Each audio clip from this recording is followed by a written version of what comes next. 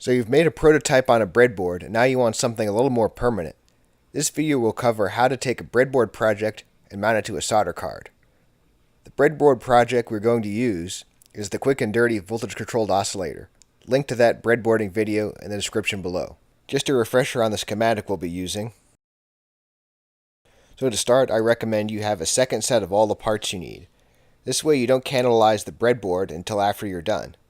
This is especially useful because if you have any mistakes in the solder card, it is easier to debug with a working example in hand. As for the solder card, you want one just big enough to fit all your parts. If only large cards are available, they can be cut down to size with a Dremel tool.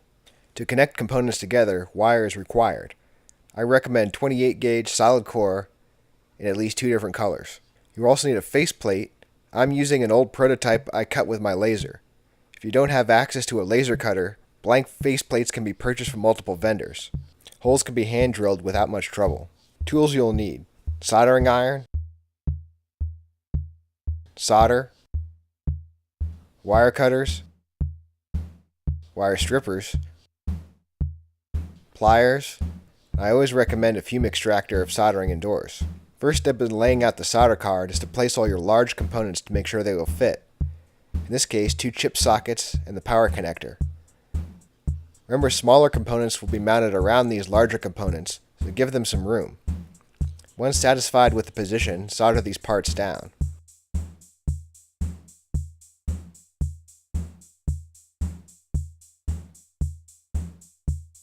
Next, I recommend adding any power filtering capacitors. Marking the negative power connection at this time is also a good idea.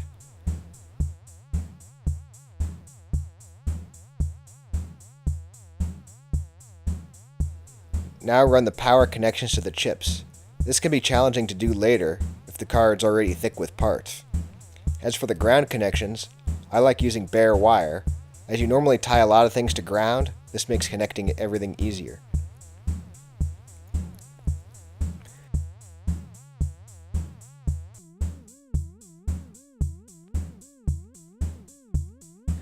Now work through the schematic, adding components and connecting them with wire. If you have a printed out copy of the schematic, mark off the parts you have installed for clarity.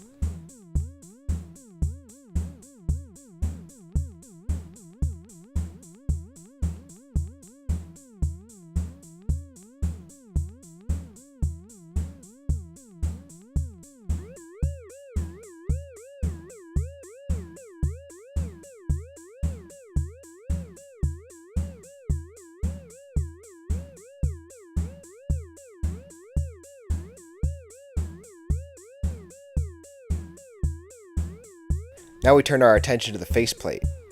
First, attach the jacks.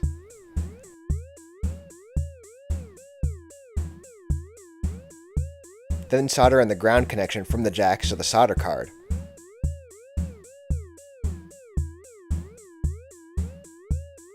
Finally, the signal connections to the solder card are made.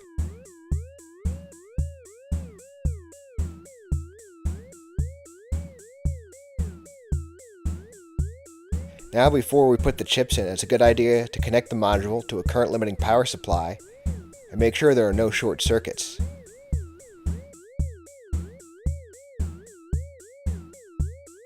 Now with the chips in, do one more test with the power supply .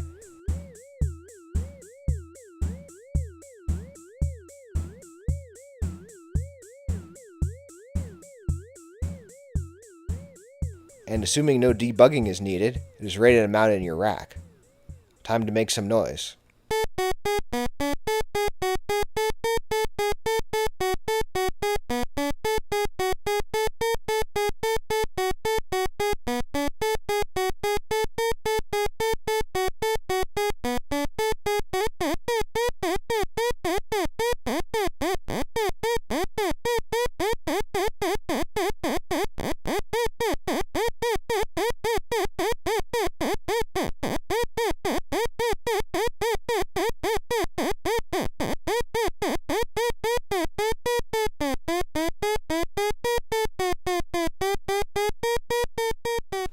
Thanks for watching.